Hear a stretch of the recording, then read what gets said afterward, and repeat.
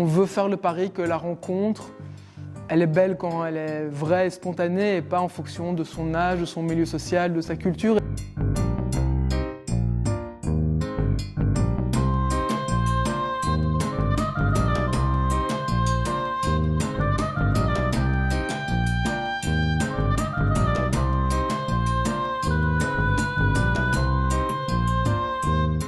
Je m'appelle Joëliana et donc j'ai créé la tricoterie avec mon compagnon qui s'appelle Xavier Campion.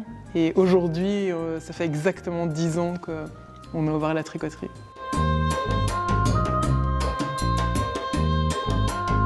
On a créé la tricoterie en imaginant un lieu centré sur la rencontre.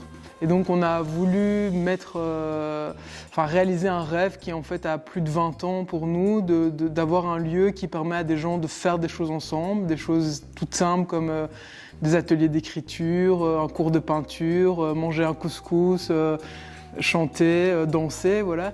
Et puis des moments où la rencontre est un peu plus assumée, il y a des rencontres, des soirées de rencontres. La prochaine, c'est la soirée sans algorithme, donc on va essayer des rencontres amoureuses sans passer par Tinder. C'est le resto des rencontres, c'est des repas d'auberge espagnole intergénérationnels, enfin voilà, c'est plein de projets.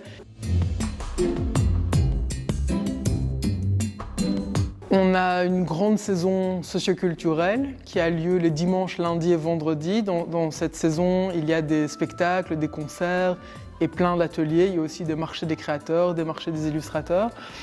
Et le reste de la semaine, on fait de l'événementiel, donc on accueille des événements, on travaille à l'organisation des événements, on a 8 salles différentes, donc il peut se passer des choses dans des configurations différentes, des conférences, des plénières, des workshops, des cours de cuisine, voilà. Et donc on a cette double casquette entre la culture et la cohésion sociale, une partie de la semaine, et l'autre partie, on fait de l'événementiel. On veut faire le pari que la rencontre, elle est belle quand elle est vraie et spontanée et pas en fonction de son âge, de son milieu social, de sa culture. Et donc, on n'a pas de public cible. Volontairement, en même temps, il y a plein d'activités qui peuvent s'adresser à des publics différents et on espère que les publics se croisent. Le fait que ce soit à Saint-Gilles et dans le bas de Saint-Gilles, on s'est dit mais c'est un signe, c'est vraiment parce que voilà, c'est effectivement pour le côté multiculturel, c'est une commune dans laquelle nous on se sent pleinement bien.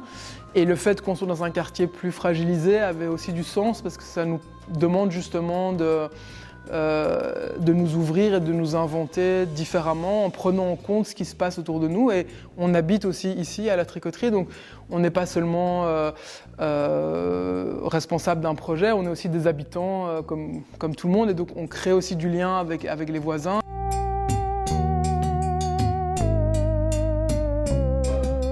Quand on a acheté la tricoterie, on a mis 2 ans pour faire les travaux et aussi convaincre la commune de nous laisser ouvrir un lieu culturel public.